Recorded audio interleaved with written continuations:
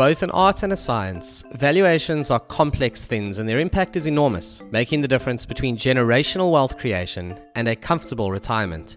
At bizval, we know how tough it is to grow and run a business, which is exactly why we've made valuations simpler. Whether you are using our online tool bizval Live or reaching out to us for a concierge offering where we spend more time on your numbers and your business and give you detailed feedback, you can be sure that the same techniques being used by professional investors are also being used by us. And with bizval Bootcamp, we will prepare you for those discussions with investors. Welcome to this episode of the bizval podcast. I think it's going to be incredibly interesting. It once again has an international flavor, and if you've been listening to all the shows, you would have picked up that we've been trying to speak to advisors and business owners and interesting people from pretty much all around the world, actually. We've done Europe recently, we've done the UK, we've done America. If anyone in Australia is listening, we need to chat to you too.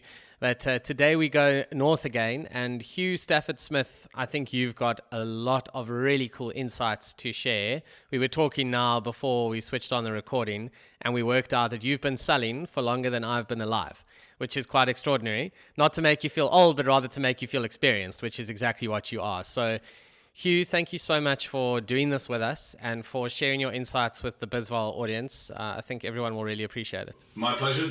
I'm really pleased to be here, and thank you for the introduction. I think the experience phrase is a good place to be. As you can see, I've got absolutely no hair on the top of my head, but that's because I keep rubbing it when I'm thinking, and I do a lot of thinking.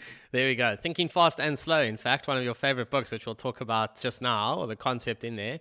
But I think before we get anywhere near that, it'll be great for people to understand a little bit more about you. And obviously a big proportion of our audience is still South African. The founders of bizval are South African, and you have some really interesting links to Africa. You've spent a lot of time here, not just in your younger years, but also during your career from a sales perspective. You've got some really cool African art on the wall behind you in the room that you're currently sitting in. So I'm going to hand over to you to just give us a few minutes of background in terms of, what is the link to Africa for you, and just some of the interesting life experience and travel experience I think you've had, which definitely adds to your ability to do what you do today. Thank you for that. So my contact or context of Africa is my father worked as sales director at British American Tobacco, and his first posting was in Nigeria.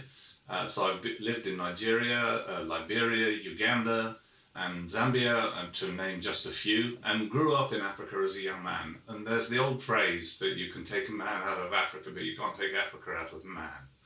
And I'm a strong believer in that.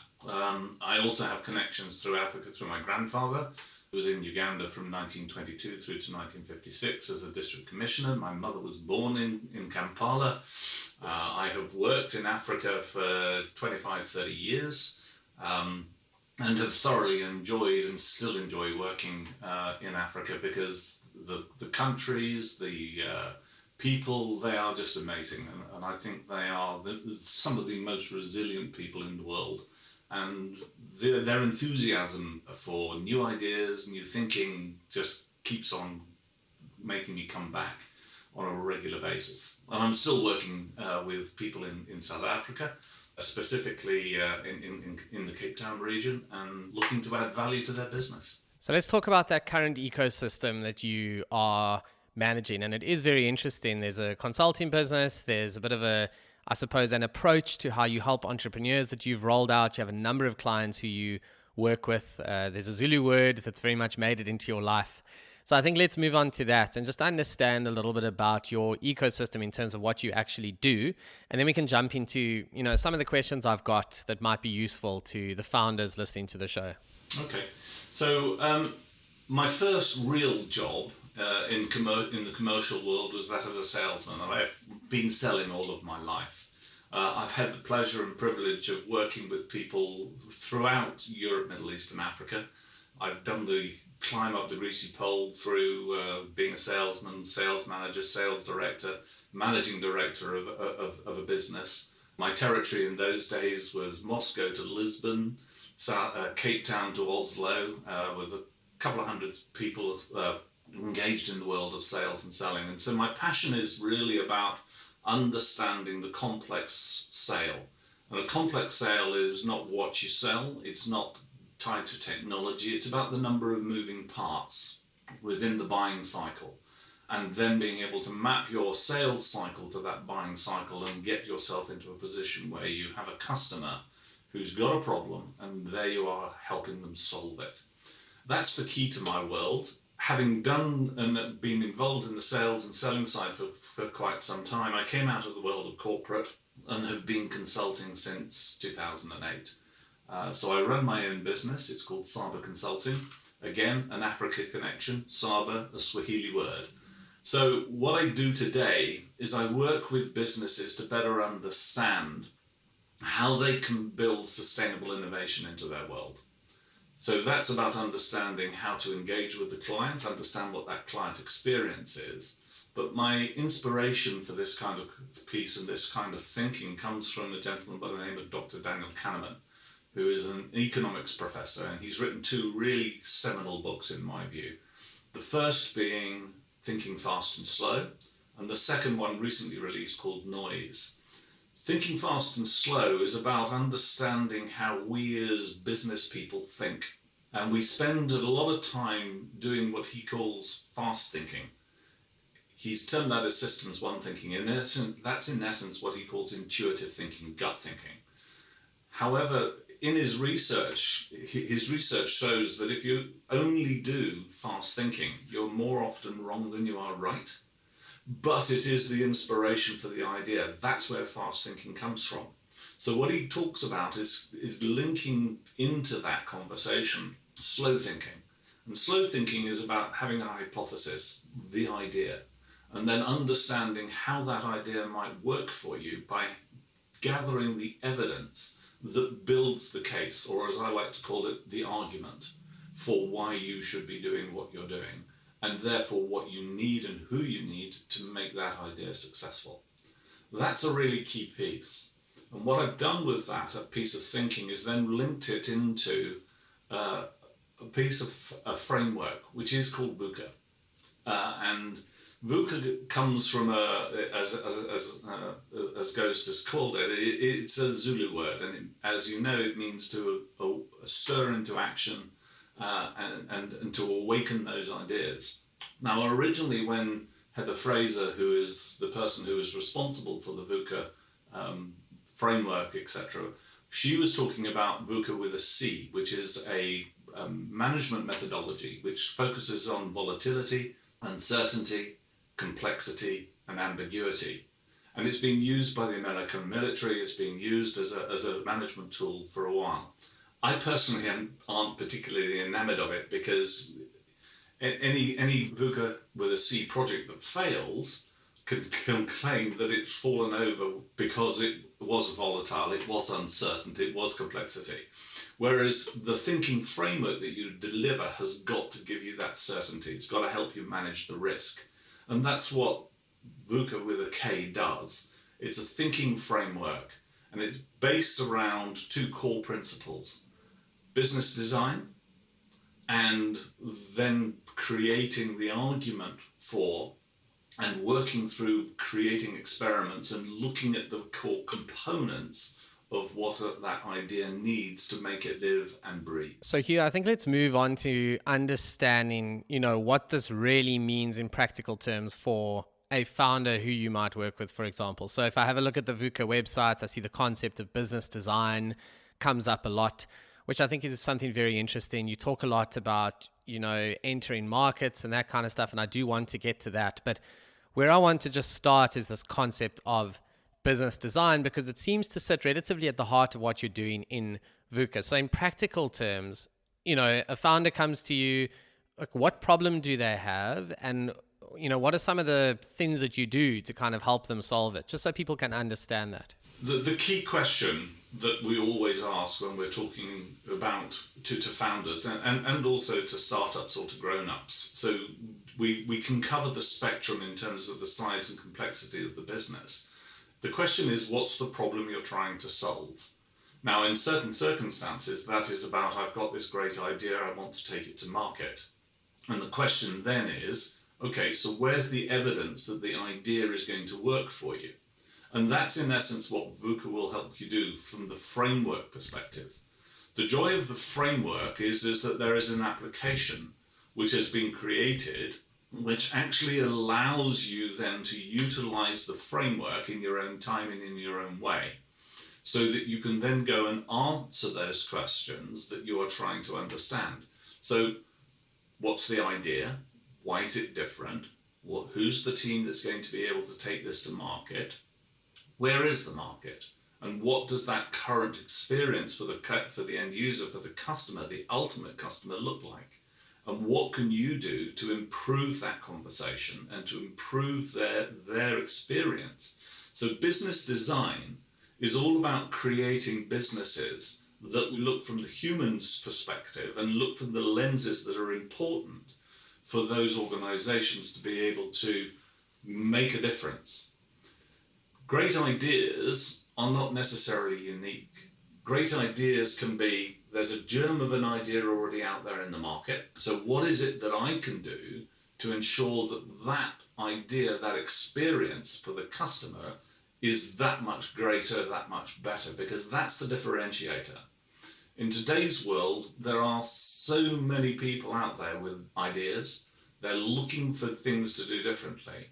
And if you've ever read a book called Funky Business talks about the drive to the bottom. It's about similar people doing similar things in similar ways, in similar markets, with similar pricing.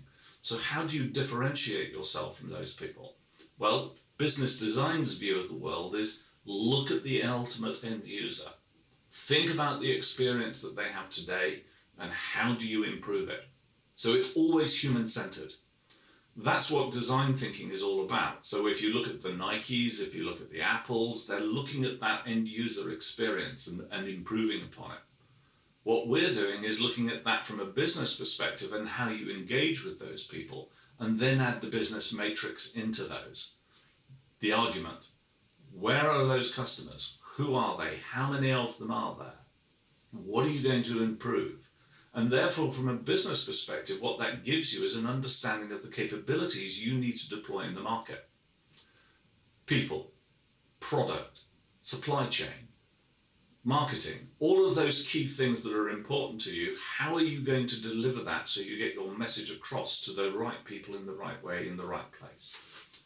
And that's the same for any business, whether it be a startup, whether it be an SME who's looking to go somewhere different or do something different with product, or a large corporate. A large corporate's got lots of money, but they are limited in terms of their budget. So how do they choose which projects to deal with? Well, Vuka is one of those ways that they can do that. And it's about embedding this conversation around sustainable innovation, the nirvana for every business. How do I keep improving what I'm doing on a constant, regular basis? That's super interesting. And I think that innovation is a word that people don't really understand. They think that means sitting in a skunk works type environment and coming up with the next truly extraordinary idea that no one has ever seen before. And I think, to your point, there are a ton of ideas out there. Very, very few, if any, are truly original and novel anymore. A lot of it just comes down to execution, right? And I guess just understanding what you are good at and what you should be doing. The way I think about it is, if you think of it as a Venn diagram, it's kind of like, what are your skills and what is the intersection of that? It's why I started the Finance Ghost, is because I didn't really know many people who could write and properly understand the numbers and what listed companies are talking about when they talk about transactions or their results. And kind of at the center of that is what I started in the Finance Ghost. I think bizval, we also took a relatively similar approach. Even if it wasn't formally written down, it was kind of like, okay, what can we build that we don't think anyone else we know can necessarily build? And it's a little bit like that, right? Innovation is those sort of little steps at the margins to differentiate yourself over time. People think it's one big jump, but it's a lot of small steps, isn't it? It is. And the greatest exponent of that particular conversation is a gentleman by the name of Dave Brailsford. Dave Brailsford was the chef de mission for the UK cycling teams in the early 2000s. And Dave's view of the world is that if you could give him an extra 1% of improvement in terms of speed and productivity in terms of his athletes, that all amounted up to 5% or 10% improvement. So for him, it was about those little steps. Dave is probably best known for his quip at the 2012 Olympics, where he was asked what his secret was, and he said round the wheels. And that sent off all of the other teams around the world looking for this conversation about round the wheels. Now, he was joking, but it was actually sort of very pertinent, because it's about looking at the detail. It's about understanding that detail and recognizing where you can make those improvements. So the word sustainable is absolutely key when you apply it with innovation. And innovation should always be spelled with a small I, because, as you say, it's not the big stuff. It's about adding to that lexicon of your capabilities, which then takes you into a different level and into a different sphere. Yeah, I love that. It's so interesting, and something I want to touch on, conscious of time as well. I mean, your LinkedIn, you talk about startups, I think a term that everyone is familiar with. Then you talk about stay-ups, which is not necessarily a term that I've heard before. And I wanted to touch on that and understand, what these businesses are, and do they have a different set of challenges facing them than a startup, for example, or a mature business? Yeah. So again, I'm a huge fan of a gentleman by the name of Geoffrey Moore, and Geoffrey Moore was writing in sort of the late 70s, early 80s. And again, two seminal books from him. One is, depending upon where you find it, sort of in the States, it's called In the Tornado. In the UK, in the rest of the world, it's called In the Whirlwind. But in essence, he was talking about the entrepreneurial spirit and how entrepreneurs create businesses and what they do to those businesses. His second book is called Crossing the Chasm. So that's where businesses grow up. So they're no longer looking to be completely agile, focused on building new products and into that new market. So Crossing the Chasm is about creating a business that becomes those stand-up organizations. Another piece of terminology for them is SMEs. And SMEs always have this problem, going back to the old conversation around innovation. So where they've got their first success, they've got revenue, they're looking to grow, and that growth conversation is around probably two core places, or two core things. One is where next, so geography based, all right, or maybe different sectors, different segment, or what next? So what's the next product going to come off the line? And so from the sustainable innovation conversation, it's not just about taking that entrepreneurial spirit and creating a new business, but it's about defining process and understanding what you need in terms of where you're going to next, what the challenges are. Because in our world, we are fixated with this conversation called growth. And there's nothing wrong with growth so long as it's done and planned properly. So from a Vuka perspective, the problem I'm trying to solve is where next, what next? And how do I take an idea, or which of the ideas that I have is going to give me the better return? Because you're never going to do anything in the business world unless you understand where your return on your assets are going to be, what the implications are in terms of the finance, money in, money out, in terms of does it give you a competitive edge? So all of those kind of things, those elements of value that you're looking to build into your business, that's what you're thinking about when you're in that startup or stand-up mode. What I like about it is it's a very analytical approach. So it's very much this matrix overlay of opportunities, and every resource is finite, right? Especially people's time. There is no way to create more time. We haven't figured that out just yet. So, even if you can scale and you can get other people into your business, in reality, the entrepreneur only has 24 hours in a day. And as someone who has been very close to burnout myself, and I think a lot of entrepreneurs have experienced that at some point, you realize that of those 24 hours, you can't actually use as many of them as you'd like to for a very extended period of time, no matter how hard you try. That has serious impacts in the end. So it's finite resources, right? Yeah, it is finite resource, and finite resources are all over the place. I mean, you've got to make time for your family. You've got to make time for you. You've got to make time for other people. Because at the end of the day, a business is kind of interesting. Yes, there's got to be a lot of analytics in it, but actually it's the people that make that business, and it's the people that have the passion. And analytics is really important, but passion is just as important. It's about how you mix and match the two. If you don't have a passion, don't become an entrepreneur. If you don't have a passion, remember that,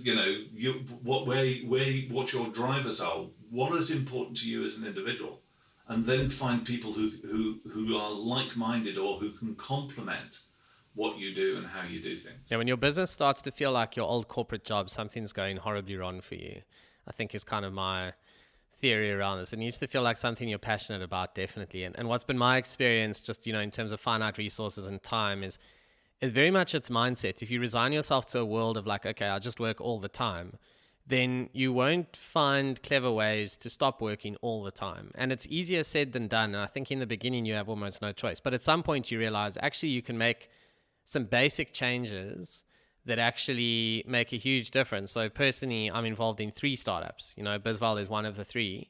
And that's difficult. You have to then say, okay, this is time that's set aside specifically. I've gotten quite good at compartmentalizing and creating that bucket of time for like a full focus sprint at whatever it is I'm doing, and then taking the time away to say, okay, now I'm going to gym. I know there's a lot I should be doing, but at some point you've got to make that time, and it's allocation of resources, I guess, is the point. And it's no different in a business. You can only allocate so much. So choose the right projects. How do you do that? You take an analytical approach. What are you good at? What do you enjoy? What should you be doing? And then I guess the next point is, okay, what tactics do you use? I mean, that is strategy at the end of the day. People make it sound so much fancier than it is, and it's difficult to implement, but it's just objective analytical thinking and clarity. Like, that's where people get it wrong, I think. I think you're absolutely right. I mean, if there's one thing I look for with the organizations I work, and that is clarity of thinking. If you don't think and don't look at things with more than one lens. So in the world of complex selling, for example, if you have 4 or 5 different people in that buying cycle that you've got to work with, you not only need to understand what drives them today in terms of the job they're doing, but where they want to go to for tomorrow. And just as important, what is it in their personal lives that they're working towards, and why is that interesting? So if they've got a young family, it's getting home, being able to get involved in that young family. If it's a sport, golf, rugby, whatever the heck it is, you need the time to be able to deliver that. And again, from my perspective, work is a very interesting word to use, because it means for a lot of people it's about focus in a job. But in fact, actually, for me, work is not that. Work is about understanding and working with the people that you're working with, and better understand how you can spark off each other, how you can combine your skills and your talents together. And so working, it shouldn't be a drudge, because actually what it is, it's about people. And if you work with people, if you understand people, if you enjoy working with people, then work is just another one of those core experiences that you have as you go through your life. So I get asked on a regular basis, I mean, you made the quip that I've been selling longer than you've been alive. Well, am I ever going to give up? No, I'm not, because I have so many other things that I want to do, whether it's the people that I work with in the 2 charities that I work with, the young people that I come across when I'm talking to schools, people like yourselves, all over the world. There are people that I enjoy interacting with. So I'm never going to give it up. I hope to hell I don't, because I think I'll be one very bored individual at the end of the day. By the way, my wife better not listen to this one. I mean, you'll have to just not tell her about this podcast then, Hugh. That one's on you. We can't control that. But I think that's an important point. It's a real blessing to be able to do something you aren't desperate to retire from. And I think that's one of the pros of, I suppose, working for yourself and working on interesting things, is you can build a life where you're not sitting there watching the clock, desperate for 5 p.m. and looking so forward to the day you turn 60 or 63 or 65, whatever it is, and now I can retire and, do what exactly. I think one of the most important things as an entrepreneur is you get to escape that life if you get it right. It's more about that for me than it is about the money and everything else. It's very much about actually just enjoying every element of your life. And that's why people struggle so much with work-life balance, right? It's because their business is their life as well. They don't have that clear boundary in the same way that their families will often see it, or their friends who don't necessarily understand this. And that actually kind of drags you back into reality of, okay, you do need to somehow have some boundaries in place here. because otherwise you get yourself into potentially a lot of trouble.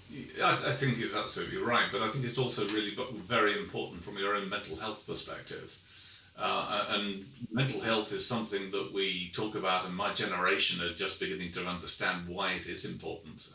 Primarily because we get beaten over the head by our young about why it is important and get a better understanding from it. And I think that is really very key to being able to be successful.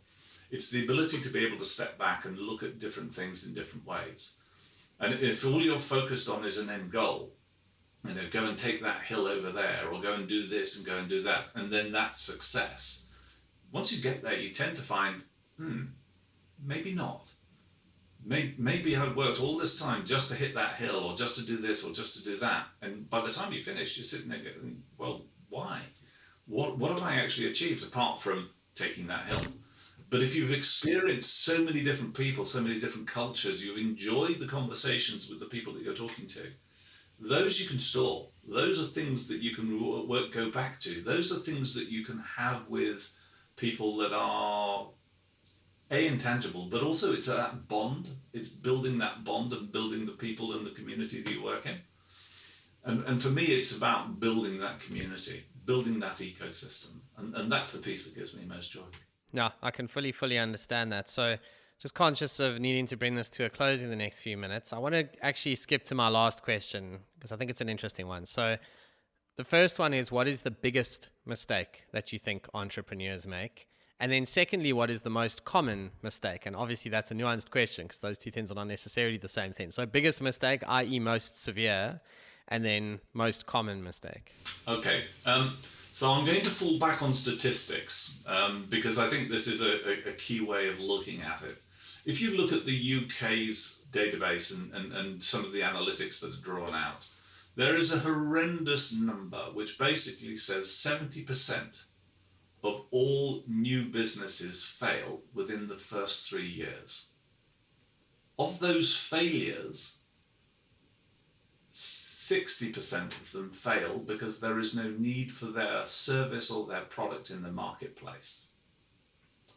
And 40% of those fail because they run out of cash. Now, that no marketplace and the cash piece are intrinsically linked. But what it says to me is that the people who are, when they're starting their business, have got the passion, understand where they want to go to, and are so focused on that one core piece of thinking that they fail to open their eyes, take the blinkers off, and go out and experiment and test. So the one thing that people fail to do, test your idea in the real world. And if you don't test it in a logical way, in a structured way, and get the feedback and use that feedback to adapt your idea, then you stand a significant chance of failure. So, biggest mistake, they don't test the idea properly. They don't think it through properly. All right? So for me, that's the most common mistake, but it's also, that leads to the biggest mistake. Think, experiment, go back and think. Thinking is the best thing in the world you can do. I, every day, walk my dog first thing in the morning. It's my golden hour. It's the time when I'm allowed to think about what I'm going to do during the day. It gives me the opportunity to think about what I'm going to say and how I'm going to say it with people. It gives me the opportunity to think about my day. But also remember that if you're in business, if you do not put aside enough time to do that strategic thinking, which is, where are we going to? How do we get there? What do we need? Where are we getting to do? What are we going to do? You'll fail. So you've got to do two types of thinking. That fast thinking, passion, think about what you're doing on a regular basis for you. But as a business, you've got to sit down as a team and think. That's brilliant. And my closing comment would be, my experience in this journey, which is about 3 years now, is if you try and assess your day through the lens of your old corporate life, you'll think you've lost your mind, because your old corporate life was, you must be at your desk at 8 and you must leave at 5, often later, let's be honest. And you need to be busy the whole day, and you have a lunch break and it's a little bit of a defined thing. And then suddenly you must be productive straight thereafter. And it's not how most people actually want to work. If you are creative, I think it's a complete non-starter. And so you get to the point where, or I've certainly gotten to the point where you just have to listen to your body. You know, sometimes there's a burst of energy to work between 10 p.m. and midnight. Some mornings, I mean, yesterday was particularly bad. The previous day was crazy for me. And yesterday, my cats gave up on me before I even got out of bed. When your cat gets out of bed before you do, you need to ask yourself some serious questions. Of course, they're walking downstairs to just come sleep some more, whereas I was coming downstairs to work. But the point is, maybe a year or two ago, I would have thought, oh, geez, my day's only starting at 9:30. Like, what am I doing with my life? But actually, that's what I needed that morning. And that's where the mental health comes into it. And that's where listening to your body and making sure you're exercising and going on walks. And something I love to do sometimes is just take my laptop to a restaurant. Just go and work there for an hour and a half. Why not? Just give yourself a change of scenery. Just do something different. So, yeah, I think those are all very, very cool pieces of advice for entrepreneurs. Is just don't beat yourself up about having this unusual life. Like, you've created this for yourself. You need to embrace it, use it for its advantages, and give yourself time to think, time to have peaks and troughs, times to have good times and bad times, and fun times and family times and exercise times and proper strategic thinking, because that's the key to innovating in a business and not getting into a rut. And remember, yes, as an entrepreneur, you think yourself alone, but you're not. You're working with other people. And remember to share with other people, because their insights, their understanding, their empathy can help you on your journey, just as you can help them. So the world of the entrepreneur being a lonely place, nonsense. It's only a nonsense if you are not working with other people and working collaboratively with other people. And that's really the key to this. It's about working in collaboration. You're not on your own. Work with those people. Ask them for help.